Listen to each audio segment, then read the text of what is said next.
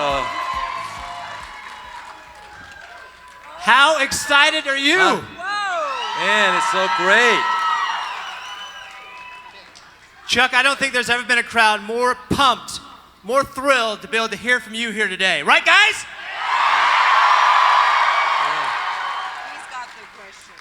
So here we go, Chuck. I know that our time is limited, and I know we want to hear some of the great history of your work, so we want to get right to some questions. You okay with that? Yeah, because most of them want to know about Bruce Lee. That's what they want to know, That's true. right? That's true. Okay. So let's. So this, So if you haven't met, so this is Chuck, clearly. This is his wife, Gina. And What are you doing? I want to start off our questions here with the beginning of your career. So we go back to 1969 when you had a role in a film called The Wrecking Crew with Dean Martin. which one are we using? That one. So, Yeah, right. So for this question, right, we all know Chuck Norris started with martial arts and then obviously that transition into films. This was one of those first films.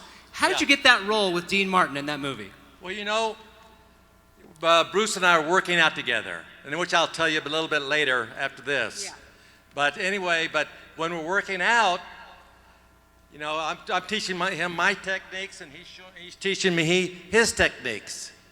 And then one night, Bruce Lee and I were working out. After we finish, Bruce tells me he has been signed as a stunt coordinator for a film called The Wrecking Crew, which stars Dean Martin and Elke Summer. This was back in 69. Maybe before many of them are born. Fighting. Anyway, he says, there's a role that I think you would be good for. And you would play Elke Summers' bodyguard and fight Dean Martin. I go, wow, that sounds pretty good. Yeah, that's okay. Everything was going great in the movie until my fight with Dean Martin. I had to throw a spinning kick over Dean's head. So I asked Dean how low he was going to bend so I'll know exactly where the kick should go to. I want him to bend so I know where to throw the kick. Safety first. Yeah. Right. So anyway, Dean shows me how low he is going to bend. So I see where he bends over. So I said, okay. So the fight begins, and I throw the spinning kick over where he was going to bend. Guess what? He didn't bend far enough. He didn't bend over at all. Oh, no. And I kicked him right in the shoulder and sent him flying across the room. That's amore. And then I said to him, are you okay? He said, oh yeah, I'm fine. I'm okay. Don't worry. And then, Dean, I said, okay, let's do it again. So this time, I said, I'm thinking, Dean, I don't care how low you bend, I'm going up here with my kick. It's going to go right over his head. So guess what happens? He drops all the way down to his knees, and my kick goes up here. So I said, well, that didn't work. So the director says, what are we going to do? I said, I know what to do. This time I'll do it right. So I said, so anyway, I get with Dan and I work with him, and so he does the thing, bend. Anyway, he bends like he's supposed to, and I throw him the kick, and it goes right over his head. Yeah, there you go. And so anyway, that's how I start. That's how I did my first film in 1969. There you go. That was where it started it all, right there with Dean Martin. It doesn't get bigger than that back in 1969. They got me all screwed up here tonight because they're changing everything. Because they said, well, I don't have time to talk the whole hour. So now they're changing everything around on me, so I'm trying to figure out what I'm supposed to be saying tonight. So let's get right to the good stuff. So anyway, we all want to know what happened here with Bruce Lee. So we know you developed a friendship with the legendary martial arts master, right? Yeah. Mm-hmm. What was it like training and working with Bruce Lee? Well, you know, after winning the international championships In 1967 and 1968, I got a call from Aaron Banks, the promoter of the World Professional Championships. He asked me to fight for the middleweight championship against a guy named Luis Delgado, and it will be held at the Waldorf Astoria Hotel in New York City. He says, what do you think? Would you like to do that? I said, yeah, I think I will. So anyway, I had 3 months to prepare for the fight. The night of the event, there was over 20,000 people in the building for the championship. Aaron Banks tells me that Bruce Lee is there. I go, really? Yeah, he is sitting at the front table of the ring. I'll go, really, man? And so as I get in the ring, the first person I see is Bruce Lee. And Bruce, and so anyway, I'm staring right at Bruce Lee, and he's staring at me. And Luis Delgado, my guy I'm gonna fight, enters the ring. But I'm still looking at Bruce Lee. I don't even look at Delgado. I'm still looking at him. And then he said, and finally he says, you better start watching him. I says, you're right. This guy's a tough fighter. And so anyway, now get off my. He's a tough fighter. Yeah. By the end of the fight, I had scored more points than Lewis did, and so I won the award. I won the award to the championship. After I win, Bruce Lee looked at me to come over to him. I exited the ring and walked over to him. We started talking about everything. I asked Bruce, don't you live in Los Angeles like I do?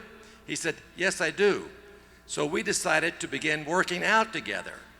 We trained together 4 nights a week. Bruce showed me his techniques, and I showed him my techniques. We trained together for over 2 years. Then one night, he tells me he is leaving for Hong Kong to begin his movie career. I didn't hear from Bruce for over 2 years. Then one day he called me and said he has done 2 movies and they were very successful. And now he is getting ready to do the 3rd film called The Way of the Dragon, or Return of the Dragon. Way of the Dragon, you may know it, or Return of the Dragon. Anybody Way of the Dragons fans out here? Yeah.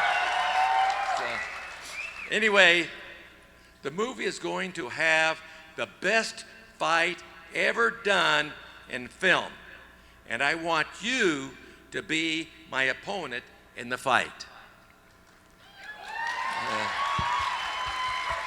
He says, it will be done at the Colosseum in Rome, Italy. It will be 2 gladiators in a fight to the death. So anyway, beat of all, we can choreograph the whole fight together. But Bruce and I knew each other so well after all these years. I knew exactly what he's going to do. So when we started doing the fight scene, he said, "This is what I'm going to do," and I said, "Well, this is what I'm going to do." So when you see the fight, we just put it together right there on the ring. Anyway, Most people don't know that. the sound. This sounds very exciting, but I'm curious, Bruce. Who wins? I'm only kidding, of course. But anyway, he says, that is funny. I'm the movie star, so I win. I said, well, I figured as much. You want to beat up the current world champion. Bruce laughs. and says, no, I'm going to kill the current world champion. So anyway, now I laugh and said, I figured that was what you were going to do. Bruce, but I'd say, Bruce, I have to tell you, you're the only man I would allow to have someone kill me like that. Hey, honey. That's true. I wouldn't let anyone else do that. Bruce says, I know. It's a rare honor. Tell him. Everybody asked in that fight scene when Bruce Lee grabs his chest hair. Everybody remember that and just rips it out. Tell him what you say. I said, Bruce, don't do that. And I said, you can pretend like you did, but don't grab the hair. and what would you have done if he had really grabbed it? I said, otherwise we're going to be in a real aggressive fight. You don't want to get in a street fight with Chuck Norris. No, you do not. So, Chuck, I know we have a lot of questions we wanted to get to. We had some of the stuff of your early work. Let's talk about some of the later work. Expendables 2. You worked with Arnold Schwarzenegger. We talked Bruce Willis. Oh, yeah. Sylvester Stallone, Jean-Claude Van Damme. What was it like working on Expendables 2? Well, you know, I did that movie with Stallone. And, anyway, when I did Expendables 2 with Sly Stallone, we were getting ready to do a scene when Sly said to me, these Chuck Norris Facts are all over the world. And I said, yeah, I know. We were reading off some of our favorites here earlier, Chuck. Yeah, believe me. Yeah. And he says, let's put one in a scene. What do you say? Anyway, my wife, Gina, walks over and says, I have the perfect one for you to do, Sly. And so anyway, Bruce and I start doing the fight, the scene, the talking scene. You and Sly? And when we started, Sly. When we started the scene, Sly says, I heard you were bitten by a cobra. Does anybody know this one? Okay. I said, yeah, that's true. And after 5 days of agony, the cobra died. That's pretty good. That's pretty good. Now, Chuck, I think that's a good place we can kind of pivot here for a second. We brought up the Chuck Norris Facts. I mean, how did that whole thing get started? You know, about 18 years ago. No, it wasn't 18 years ago. Huh? It was in 2006. Back in 1966, we started the Chuck Norris Facts. Well, anyway, a fellow from Brown University sent me 3 Chuck Norris Facts. And they were really funny. But I thought, well, that will be the end of it. I just thought, well, that'll be it, you know. It really did. And anyway, that was it. Yeah, it was 2006. That's 2006 when we started this thing. And it's funny. After the 3, I said, well, that'll be the end of it. Next thing I know, I start seeing more and more facts coming out, and from the college kids. Anyway, after it went up to like, we're folks over millions now.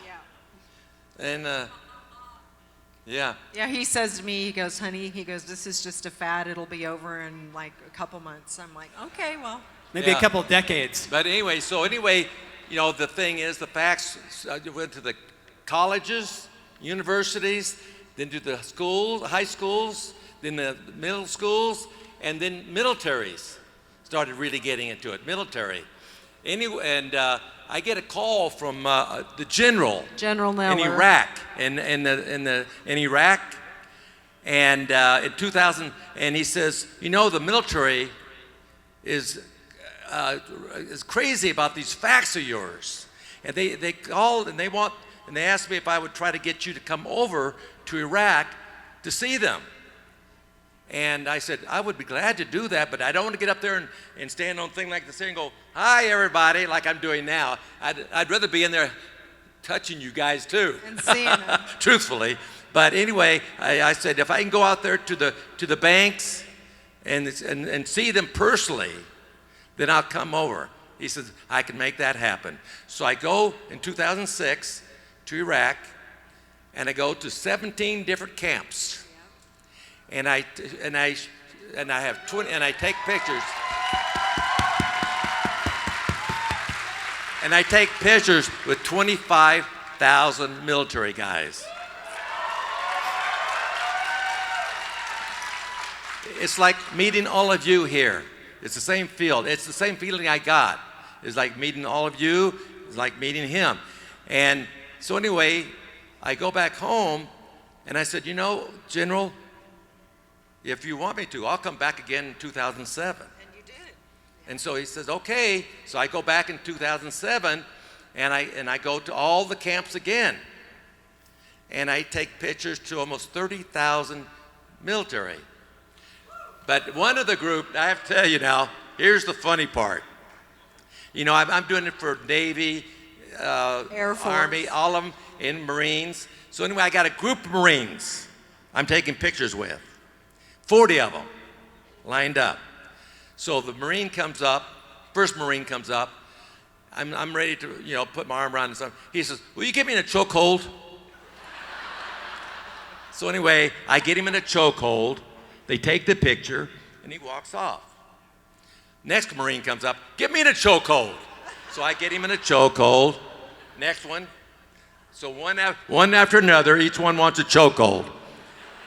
All the way down to now number 32 comes down. I take a picture, I get him in the chokehold. What I do, the cameraman is changing film. So he's down there changing film, and I got him in a chokehold. And so I kind of lay my head down on his shoulder. Anyway, he goes unconscious. He falls unconscious to the ground. So, guess what happens? All the Marines come running back in, taking pictures of him, unconscious. As you should. And so I get down there, and I'm pumping him back. You know, finally I get him back up, and he starts walking off. I said, that's it. No more chokeholds, guys. That's it. Anyway, he becomes famous. The guy became famous, and all over, you know, they heard about him, you know, being choked by me.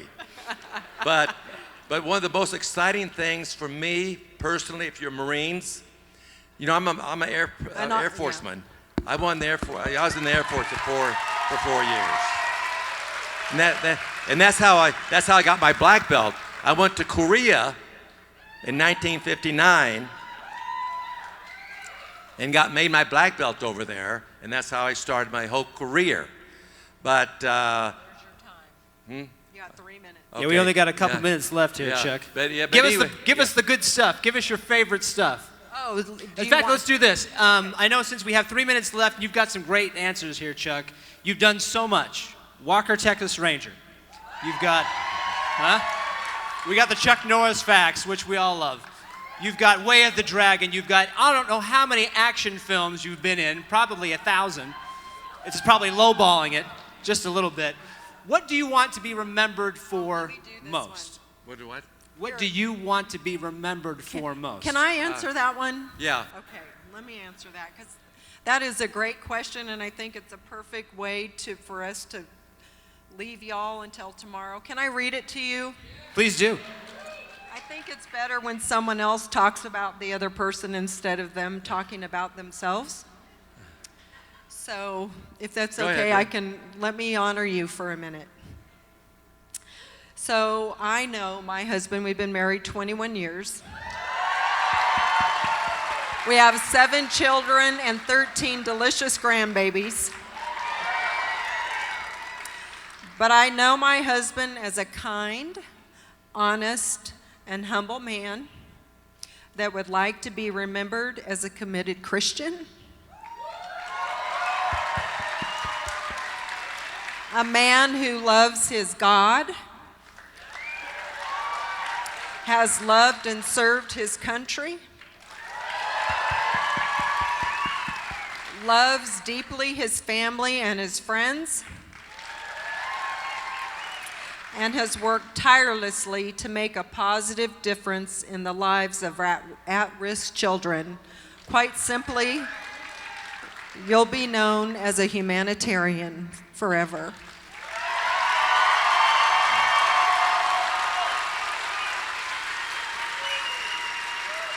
I have to tell you all, you know, when I first entered competition, my first karate tournament was here in Salt Lake City. Yeah! Way to represent! Yeah, yes! In 1964, I took 3 of my students. My schools were in Los Angeles. I took 3 of my students and myself, and I drove my old car all the way to Salt Lake City to compete in this tournament. And so anyway, they're just, and they're beginning students. They're beginning students. Anyway, we fight. I win my first 4 tournaments, but my 5th one beat me. I said, okay, I got beat, but I'll never get beat the same way secondly. So I said, because I was mostly a kicker at that time, you know, but I started learning a lot more kick, hands, and all this stuff here. But so they all won? My 3 students won all 3 of their championships. And you ended Salt Lake City on a high note. So anyway, they're holding their trophy while I drove back home. Empty-handed. And they were excited, talking about their winning their championship and all this stuff here. And so I started thinking, okay, I may lose again, but I won't ever lose the same way. But I won 183 films. No, tournaments. Championships, rather. Yeah, championships. 183 championships, and I lost 10 championships. And you've won us over here in Salt Lake City. Hey, let me Chuck tell Norris, everybody. Anyway, hey, give it up thank for you Chuck guys Norris so much. I love you all. I love you guys, man.